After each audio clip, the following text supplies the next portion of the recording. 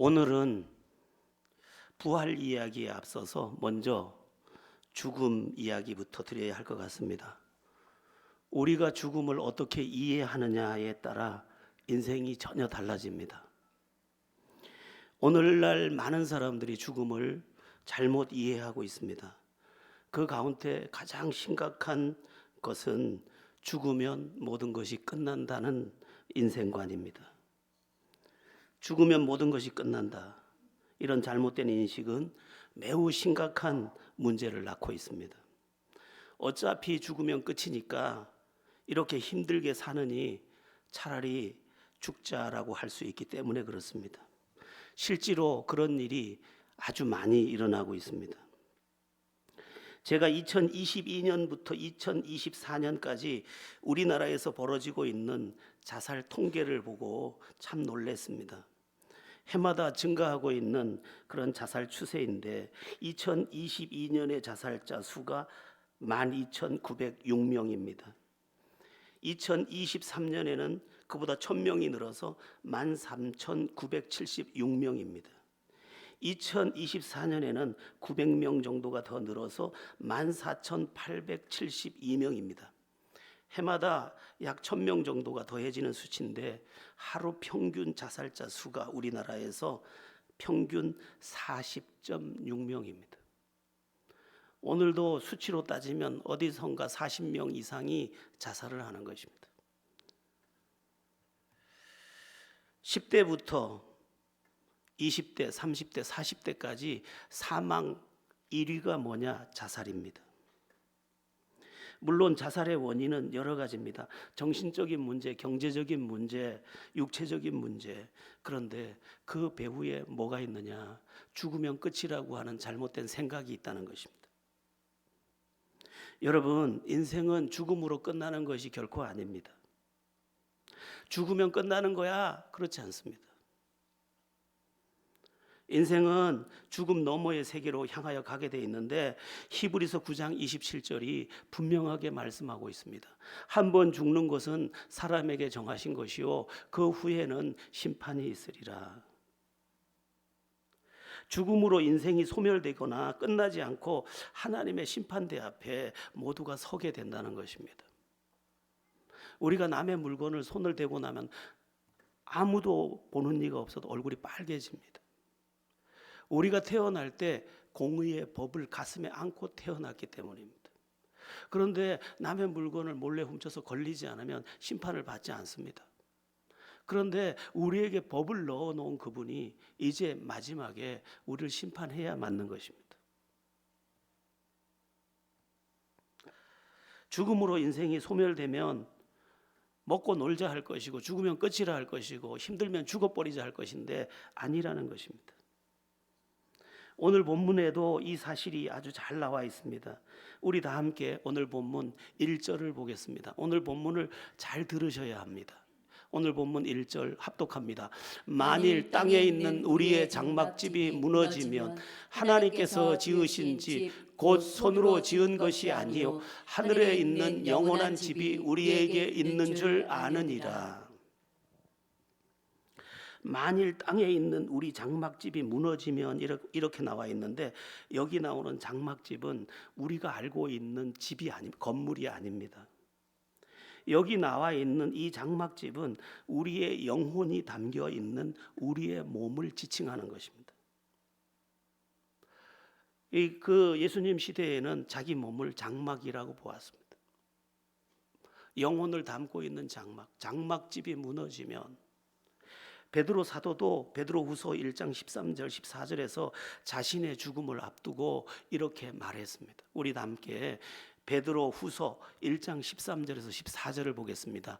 내가 이 장막에 있을 동안에 너희를 일깨워 생각나게 함이 옳은 줄로 여기노니 이는 우리 주 예수 그리스도께서 내게 지시하신 것 같이 나도 나의 장막을 벗어날 것이 임박할 줄을 알미라.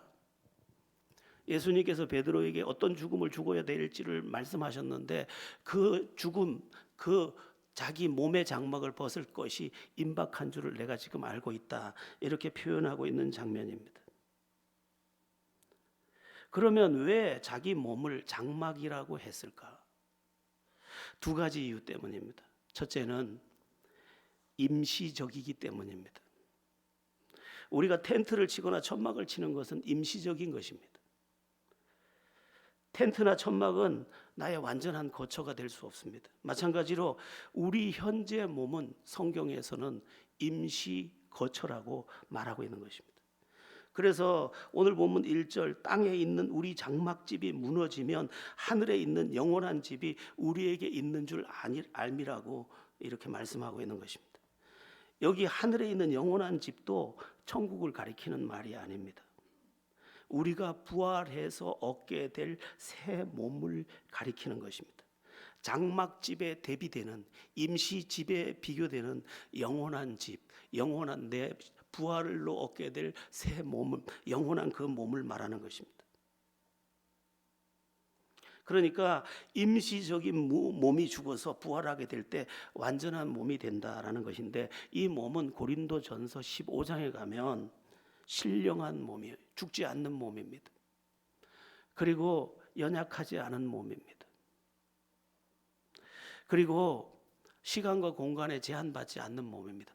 땅에 적합한 몸이 있는 것처럼 하늘에 적합한 몸이 있는데, 그 몸은 지금 같은 임시 몸이 아니고 완전한 몸이라는 것입니다. 우리 몸을 장막이라고 하는 두 번째 이유가 뭐냐?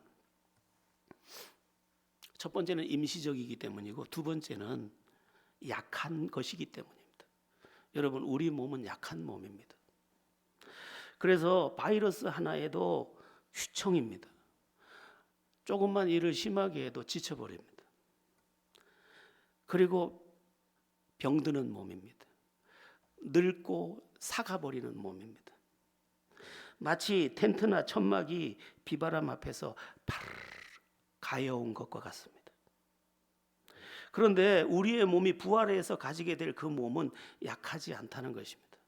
요한계시록에 보면 병들지 않는 몸이고, 또한 무겁지 않는 몸이고, 지치지 않는 몸이고, 시간과 공간에 제한받지 않는 신령한 몸이다, 그렇게 되어 있습니다. 그래서 오늘 본문 2절을 보시면, 우리 2절을 한번 다시 보겠습니다. 오늘 본문 2절입니다. 참으로 우리가 여기 있어 탄식하며 하늘로부터 오는 우리 처소를 덧입기를 간절히 사모하노라.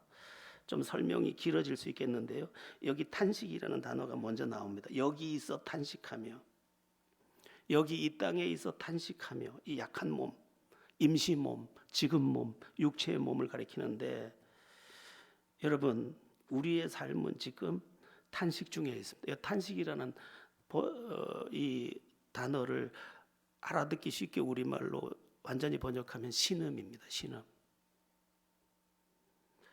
우리가 오늘날 이 땅을 살아가면서 이 몸을 가지고 신음하면서 삽니다. 여러 가지 장애물과 어려움 중에 그렇게 살아가고 있습니다. 그래서 사람들이 제일 많이 하는 이야기가 아이고랍니다. 아이고. 그런데 우리가 그리스도 안에서 죽을 때 이 몸을 벗고 부활의 새 몸, 강한 몸, 신령한 몸, 온전한 몸, 완전한 몸을 얻게 된다, 이렇게 말씀하고 있습니다. 이 부분에 대해서 성경적인 설명을 좀 해드려야 될 것 같은데, 우리가 이 땅을 살다가 어느 날 죽게 되면 우리의 영혼은 두 방면으로 향하게 됩니다. 성경 이야기입니다. 예수님을 믿지 않는 사람은 음부로 들어갑니다. 예수님을 믿은 사람은 낙원으로 들어갑니다. 우리 예수님께서 십자가를 지실 때 한편에 있던 강도가 나를 기억하소서 하고 예수를 그 시간 믿고 영접하고 받아들였을 때, 네가 오늘 나와 함께 낙원에 있으리라. 낙원으로 바로 들어갑니다. 로마서 6장 8절에 이 부분이 나오는데, 우리 함께 로마서 6장 8절을 먼저 보겠습니다. 6장 8절입니다. 만일 우리가 그리스도와 함께 죽었으면 또한 그와 함께 살 줄을 믿노니. 영혼이 떠난 육체는 이 땅에서 한 줌의 흙이 되거나 재가 되거나 어딘가서 물고기 밥이 되거나 뭐 어디 가서 흔적도 없이 이렇게 산화되거나 할 것인데, 우리의 육체를 떠난 영혼은, 예수 믿은 사람의 영혼은 하나님이 계신 곳으로 옮겨진다는 것입니다.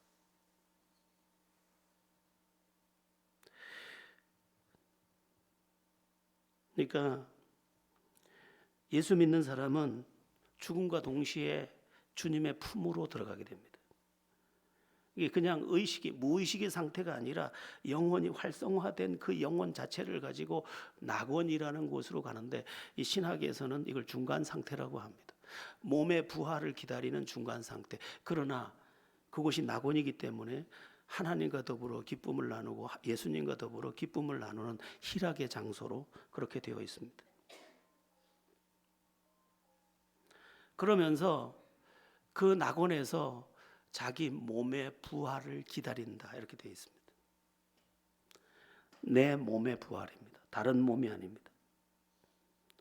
그래서 오늘 본문 4절에 보면, 참으로 이 장막에 있는 우리가 짐진 것 같이 탄식하는 것은 벗고자 함이 오히려 덧입고자 함이니 죽을 것이 생명에 삼킨 바 되려 함이라, 이렇게 되어 있습니다. 벗고자 함이 아니요, 죽고자 함이 아니요, 덧입고자 함이라. 우리 죽으려고 이 짓 하는 게 아닙니다.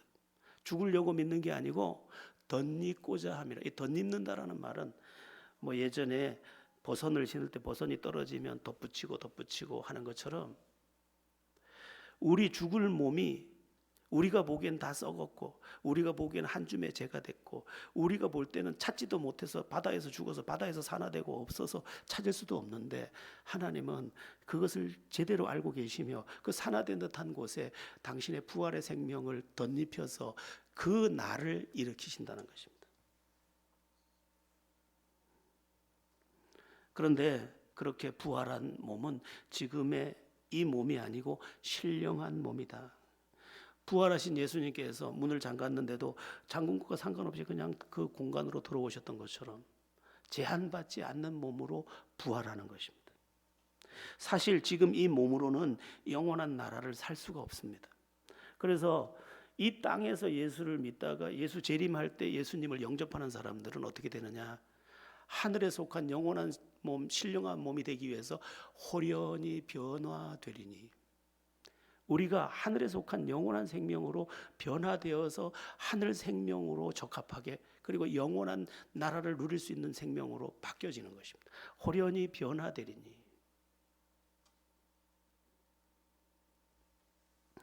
여러분, 앞에 말씀드린 것처럼 지금 현재 우리의 몸은 나약합니다. 그래서 탄식 속에 있고 신음 속에 있는데, 새 몸은 강한 몸입니다. 고린도전서 15장에 보면 썩지 않을 몸, 영광스러운 몸, 강한 몸, 영의 몸, 이렇게 나와 있습니다. 그 모습이 어떠한지는 우리는 지금 짐작할 수가 없습니다. 누가 뭐 그림으로 막 그려놓고 뭐 여러 가지 형체를 말해놓지만 그건 다 인간의 상상일 뿐입니다. 우리가 얻게 될 그 부활의 생명으로 덧입은 그 몸이 어떤 몸인지 우리는 모릅니다.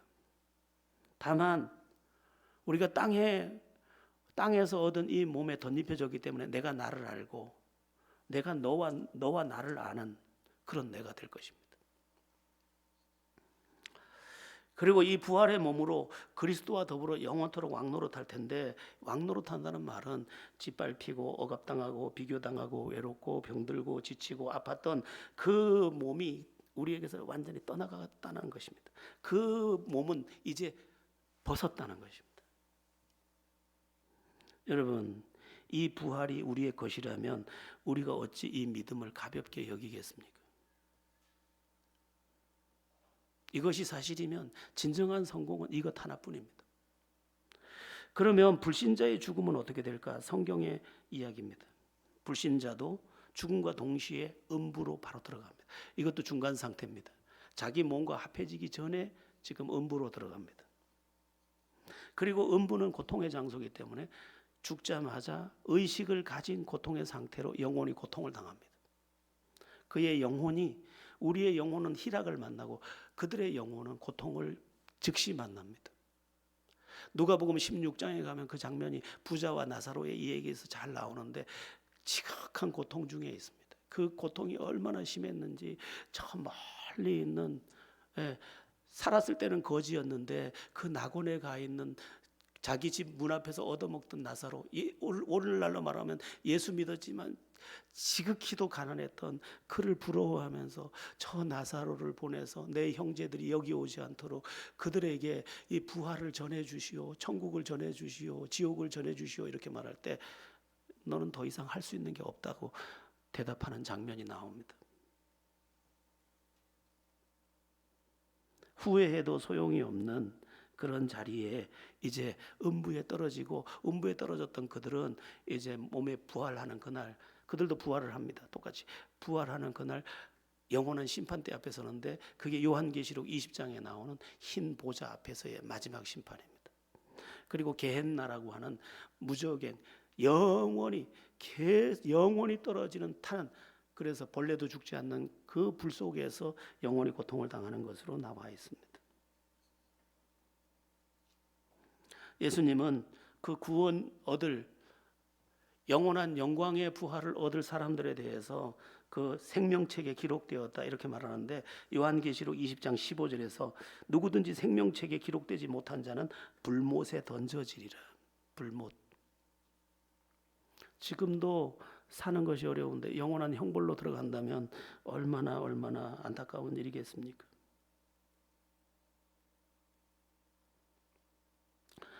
예수 믿는 사람이나 믿지 않는 사람이나 똑같이 부활을 합니다. 그런데 가는 곳이 전혀 다릅니다. 양과 염소가 똑같은 곳에서 풀을 뜯지만 저녁이면 들어가는 우리간이 다른 것처럼, 우리가 똑같이 이 세상에서 시집가고 장가가고 자식 낳고 가르치고 뒷바라지하고 어쨌든 조금 더 좋게 편안하게 살려고 애쓰지만 나중에는 예수를 믿었느냐 믿지 않았느냐가 우리의 삶을 완전히 갈라버리는 것입니다. 그런데 여기서 우리가 가지는 아주 자연스러운 질문 하나가 있습니다. 그게 뭐냐 하면, 어떻게 죽은 몸이 다시 살아날 수 있다는 것이냐 하는 것입니다. 매장을 한 사람은 매장한 시체는 한 줌의 흙이 됐을 것이고, 화장한 시체는 한 줌의 재가 됐을 것이고, 그리고 강이나 바다에 빠져서 죽은 것들은, 죽은 몸은 물고기 밥이 돼도 몇 번의 밥이 됐을 것인데 그가 어떻게 다시 살아날 수 있느냐? 나는 못 믿겠다 이렇게 말할 수 있다는 것입니다. 그 대답은 여러 가지인데 오늘 본문 5절에서 먼저 첫 번째 대답을 좀 보겠습니다. 합독합니다. 곧 이것을 우리에게 이루게 하시고 보증으로 성령을 우리에게 주신 이는 하나님이시니라. 보증을 하나 우리에게 줬는데, 죽은 자가 다시 사는 것에 대한 보증을 우리에게 줬는데 그 보증이 성령이다. 성령이 보증해주고 있다. 이렇게 말씀하고 있는 것입니다. 여러분, 우리가 예수님을 어떻게 믿게 되었습니까? 성령님이 믿음을 줘서 믿게 된 것입니다. 여러분, 아무나 예수 믿을 수 있는 게 아닙니다. 믿어져야 믿죠. 제가 저희 육신의 아버지 전도하면서 가장 어려웠던 것은 안 믿어진다는 거예요. 안 믿어지는데 어떡하냐는 거예요. 정말로 많은 날을 고심했습니다. 믿음은 모든 사람의 것이 아닙니다. 성령이 그 사람에게 믿음을 선물로 줄 때까지, 성령이 그 사람에게 예수가 구세주라는 것을 알아볼 때까지 성령께서 빛을 비추듯 조명해 주지 않으면 절대로 알 수도 믿어지지도 않는 일이 바로 예수 믿는 일이죠. 고린도전서 12장 3절, 성령이 아니고는 그리스도를 주시라 할 수 없는 이라. 여러분, 여러분이 예수가 믿어지셨습니까? 믿어졌으면 성령이 여러분에게 알게 하시고 믿게 하신 것입니다. 요한복음 3장에 보면 바리새인 중에 니고데모라고 하는 그 지도자가 밤중에 예수님을 찾아옵니다. 다른 바리새인들에게 비난을 받을까 봐 아마 밤중에 온 것 같은데, 밤중에 찾아와서 예수님에게 아무라도 당신과 같은 표적을 나타낼 수 없습니다 하고 말을 건네오자 예수님께서 바로 즉각적으로 말씀한, 네가 거듭나야 하리라. 다시 태어나야 된다. 네 다시 태어나지 않으면 네가 지금 젊은 나이에 바리새인이 되고 지도자가 되고 성공한 것 같아도 너의 인생은 실패다, 이렇게 말한 것입니다. 그러자 이 니고데모가 깜짝 놀라서 이렇게 되묻습니다. 아니, 어떻게 사람이 다시 태어날 수 있삼나이까? 두 번째 어머니 모태로 들어갔다가 날 수 있삼나이까? 그러자 예수님께서 말씀하십니다. 네가 이스라엘 선생이라 하면서 어찌 그것을 알지 못하느냐? 바람이 임의로 불매 어디에서 와서 어디로 가는지 알지 못하되 성령으로 난 사람은 다 이와 같으니라. 네가 모르는 것은 네 안에 지금 하나님께서 성령의 은혜를 주시지 않았기 때문이다. 성령이 바람처럼 네 영혼을 터치하고 지나가면 너는 이 비밀을 알게 될 것이고, 이 비밀이 인간의 이성으로 이해되지 않는데 신비하게 믿어지는 사람으로 설 것이다. 그것이 거듭남이다. 이렇게 설명해 주신 것입니다. 나중에 세월이 지난 이후에 이 니고데모가 사실 주님의 사람이 됩니다. 여러분, 불교의 스님들도 성경을 많이 읽습니다. 그들은 구도자들이기 때문에 성경을 어떻게 보면 오늘날 신자들보다도 더 많이 읽습니다. 근데 이게 무슨 말인지는 이해됐는데 이것이 생명을 얻는 지식으로 들어가지 못하거나 또는 그것이 믿어지는 은혜로 들어가지 못하는 것은 그들에게 성령이 역사하지 않기 때문입니다. 근데 어떤 스님은, 지난번 제가 범어사에 있는 어떤 스님 개종한 이야기 들려줬지만, 어떤 스님은 성경을 읽다가 불같이 믿어지는 은혜를 고백합니다. 울산과학대에서 강의하시던 이 무슨 분 계시죠? 그분도 성경을 읽다가 막 펑펑 울면서 통곡을 하면서 완전히 뒤집어지죠. 지금 그분이 엄청난 일을 하는데 그분 이름을 지금 잊어버렸는데, 혹시 이름 아는 분 계세요? 이모식입니다. 어쨌든 여러분, 그 성령이 우리로 하여금 예수를 믿게 한 그 성령이 예수의 부활도 믿게 한다는 것입니다. 이게 보증이라는 거예요. 그러니까 믿어지지 않는 사람에게는 보증이 없는 거예요. 믿어지는 사람에게는 보증이 있는 것입니다. 육신적 생각으로 결코 이해할 수 없지만 믿어지게 하신 성령이 너희에게 있지 않느냐, 그 성령이 부활의 보증이다, 이렇게 지금 말씀하고 있는 것입니다. 그런데 우리를 예수 믿게 하고 부활도 믿게 한 그 성령은 실제로 우리를 부활에 이르도록 하기도 합니다.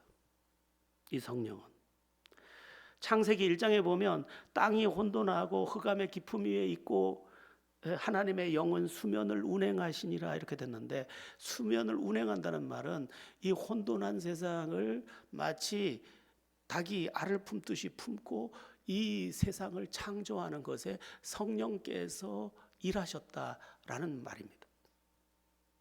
그 성령은 우리를 품고 우리에게 예수 믿을 수 있는 은혜를 주신 분이고, 그 성령은 지금 부활을 믿게 하는 분이고 뿐만 아니라 우리의 부활을 이루는 분이라는 거예요. 성령은 그리스도를 죽음에서 살리신 영이고, 그 그리스도를 살리신 부활, 그 성령이 우리도 살린다고 되어 있는데, 로마서 8장 11절에 이 부분이 자세하게 나와 있습니다. 우리 다 함께 로마서 8장 11절 말씀을 합독해 보겠습니다. 예수를 죽은 자 가운데서 살리신 이의 영이 너희 안에 거하시면 그리스도 예수를 죽은 자 가운데서 살리신 이가 너희 안에 거하시는 그의 영으로 말미암아 너희 죽을 몸도 살리시리라. 이미 죽었던 예수 그리스도를 살렸던 그 성령이 우리 죽을 몸도 살리시리라. 그러니까 성령은 우리에게 믿음도 주시지만 그 성령은 예수를 부활에 이르게 하셨고 오늘 우리를 부활에 이르게 하시는 영이라 이렇게 말씀하고 있는 것입니다. 여러분, 예수 믿는 사람에게는 성령이 임해 있습니다. 그 성령이 충만하지 않을지라도 그 성령이 나에게 예수를 그리스도로 알아보게 한 것이고 믿게 한 것이고 오늘 예배하는 기쁨이 있게 하신 것입니다. 그리고 그 성령이 부활도 이해되지 않지만 믿어지게 한 것입니다. 그런데 만약에 하나님의 성령이 없다 그러면 그는 학습자입니다. 그냥 구도자입니다. 우리 이 부분에서도 우리 말씀을 한번 보면 좋겠는데 로마서 8장 9절입니다. 합독합니다. 만일 너희 속에 하나님의 영이 거하시면 너희가 육신에 있지 아니하고 영에 있나니 누구든지 그리스도의 영이 없으면 그리스도의 사람이 아니라. 믿는 자와 믿지 않는 사람의 차이를 영적으로 보면 그 안에 성령이 계시느냐 안 계시느냐 이걸로 구분된다는 거예요. 근데 성령은 예수를 알아보게도 만들었고 믿게도 만들었고 부활을 알아보게도 했고 믿게도 했는데 또한 부활에 이르는 능력도 되셨는데 그 영이 내 안에 없으면 나는 그리스도의 사람이 아니라 너 종교인이야. 너 구원에 이른 사람 아니야. 너 학습된 사람이야. 이렇게 말하는 거죠. 이건 참 엄중한 이야기죠. 우리가 확인해야 되는 것이 그래서 내 안에 성령이 계신지를 확인해야 됩니다. 어려운 얘기죠. 이 성령은 많은 것을 열매로 나타내 주기 때문에 열매로 그 나무를 알지니라 알 수 있습니다.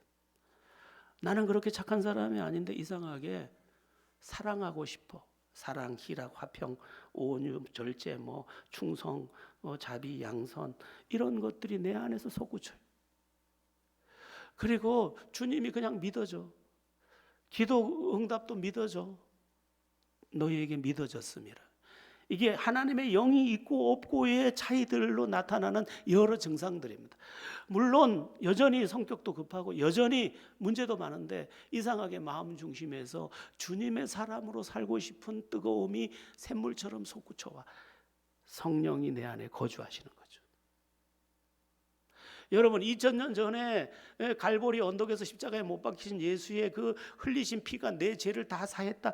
이게 인간적으로 믿을 수 있는 이야기가 아니잖아요. 그런데 그게 믿어져. 아주 자연스럽게.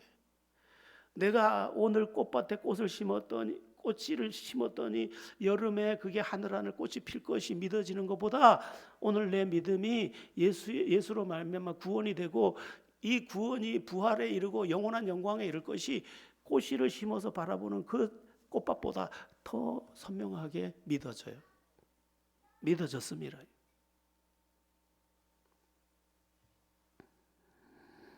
그 성령이 우리 안에 임하여 있으면 그 성령이 믿음도 주고 그 성령이 우리를 살려낸다는 것입니다. 그런데 우리는 좀 지독한 사람들이라서 그래도 의심이 갑니다. 왜? 여전히 주님의 부활과 나의 부활은 상식 밖의 이야기이기 때문이죠. 죽은 자가 도대체 어떻게 살아난다는 거야? 물고기 밥이 된 그 사람이 살아난다고? 한 줌의 흙이 살아난다고? 한 줌의 죄가 살아난다고? 어떻게? 거기에 대한 또 다른 대답이 사실은 많은데 그 중에 대표적인 고린도전서 15장 35절에서 38절을 보겠습니다. 합독합니다. 누가 묻기를 죽은 자들이 어떻게 다시 살아나며 어떠한 몸으로 오느냐 하리니 어리석은 자여, 내가 뿌리는 씨가 죽지 않으면 살아나지 못하겠고, 또 내가 뿌리는 것은 장래의 형체를 뿌리는 것이 아니요 다만 밀이나 다른 것의 알갱이 뿐이로되, 하나님이 그 뜻대로 그에게 형체를 주시되 각 종자에게 그 형체를 주시느니라. 자, 여기에 밀알갱이가 하나 있습니다. 밀알갱이, 손톱보다도 작은 밀알갱이가 있는데 우리는 알고 있습니다.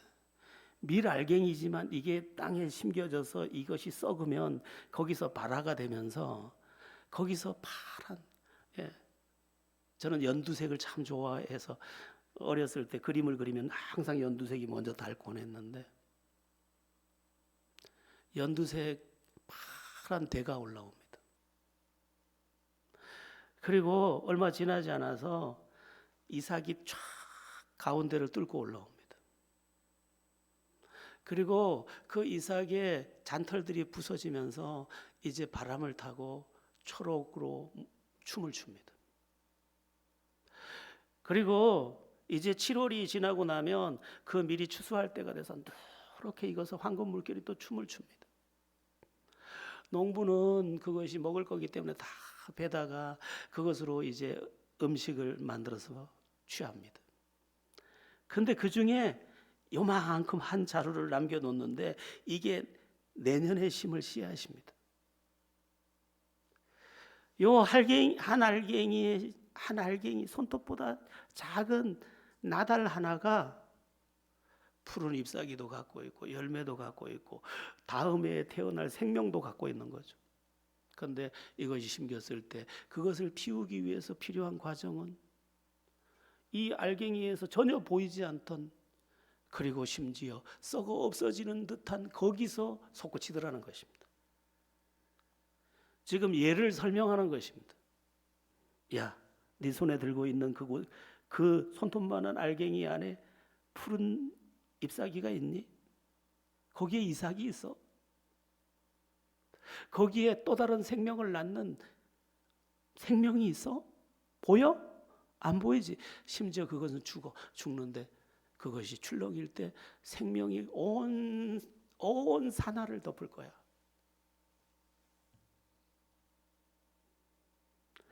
한 사람의 생명 속에, 하나님께서 예수 믿는 한 사람의 생명 속에 부활의 영을 부어 넣으셔서 그것이 죽어서 썩어질 때 하나님의 그 시간의 표에 맞게 그에게 생명의 영이 임하여 그를 일으킬 때, 그가 일으키는 것은 어려운 일이 아니야.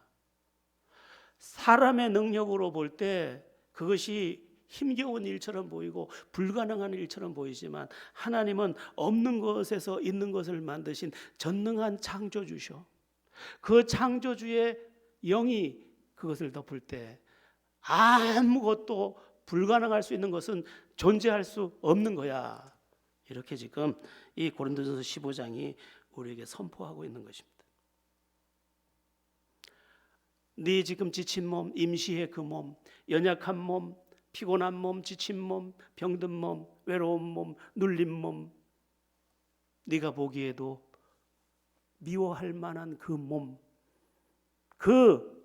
이제 옷을 벗고 그 형체를, 그 장막을 벗고 영원한 처소, 영원한 몸을 얻을 것인데 그것은 어려운 일이 아니야.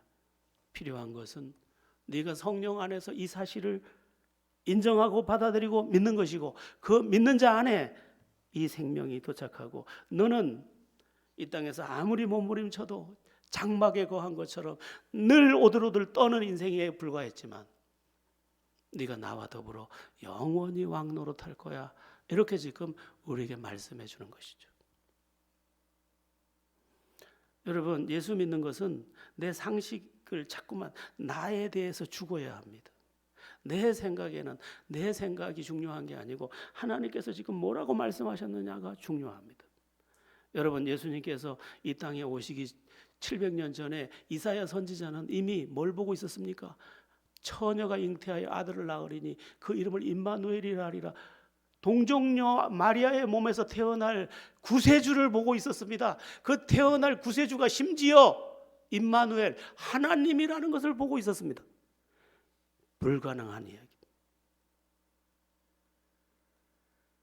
그런데 700년 후에 그분이 오셨고 동정녀 마리아의 몸에서 한 생명이 아기 예수라고는 이름으로 오시더니 그가 우리를 대속하여 십자가를 지셨는데, 그 또한 이사야서 53장에서 예수님이 어떻게 십자가에 못 박혀 죽으시는지를 자세하게 마치 앞에서 보고 그것을 기록하듯이 기록해서 우리에게 주셨는데, 그것도 우리에게 그대로 품에 안겨 우리에게 있습니다. 오늘 우리에게 필요한 것은 나 자신의 생각에 대해서 죽고 하나님의 말씀에 대해서 눈을 뜨고 믿음을 가지는 것입니다. 예수께서 부활하셨습니다. 그 부활은 잠자는 자들의 첫열매로서 그에게 붙은 믿음의 사람들을 부활에 이르게 한다는 영원한 거처, 영원한 새 몸, 신령한 몸, 수고도 병도 미움도 없는 그 몸으로 영원토록 왕노릇한다는 선포입니다.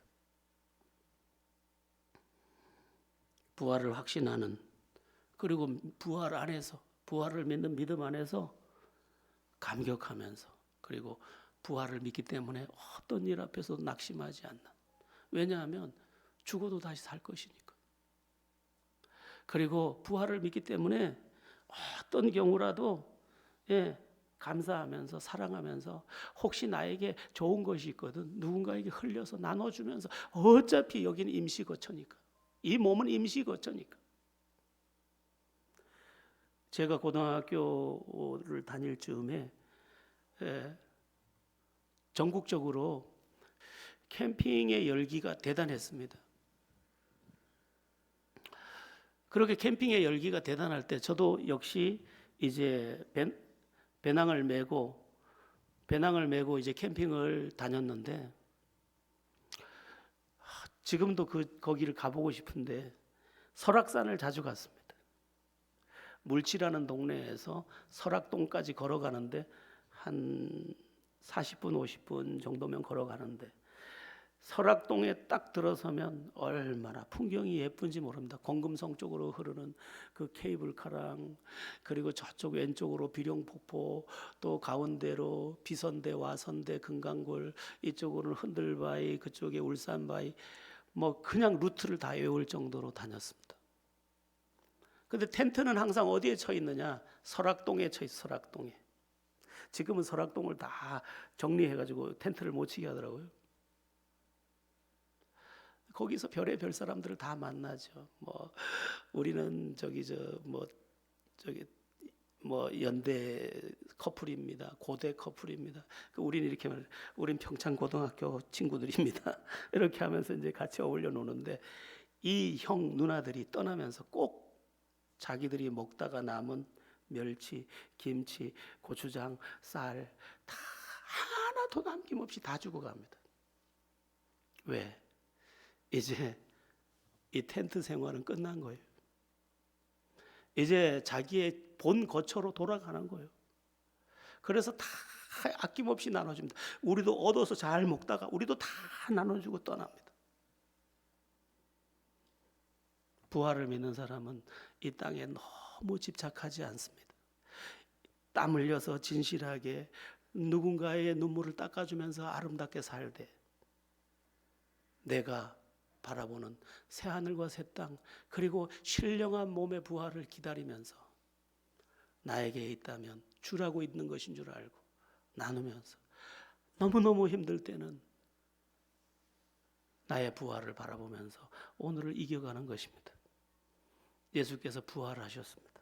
이것은 나의 부활에 대한 예고편이요, 그 부활의 증거는 우리 안에 계신 성령이요, 그리고 일시에 부활하신 주님을 만났던 그 시대의 순교자들입니다. 예수님의 모든 제자들이 한 명은 배신을 해서 예수님을 팔았고, 한 명은 반모섬에 유배돼서 평생을 유배된 곳에서 요한계시록을 썼고, 나머지 10명은 모두 자기 목숨을 바쳤습니다. 순교자가 됩니다. 증거드립니다. 부활이 없으면 목숨을 그렇게 내줄 수가 없죠.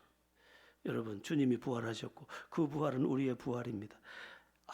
어떤 어려움을 만나도 낙심하지 마시고, 여러분의 삶이 형통할 때에는 흘려보내시고, 너무 집착하지 마시고, 주라고 있구나, 베풀라고 있구나, 그러면서 복음도 전해야겠구나, 부활도 전해야겠구나, 그런 삶, 그 가운데서 그리스도인다운, 그리고 하나님이 기뻐하는 그 뜨거운 눈을 만나는 행복한 하나님의 사람들 다 되시기를 예수의 이름으로 축원합니다.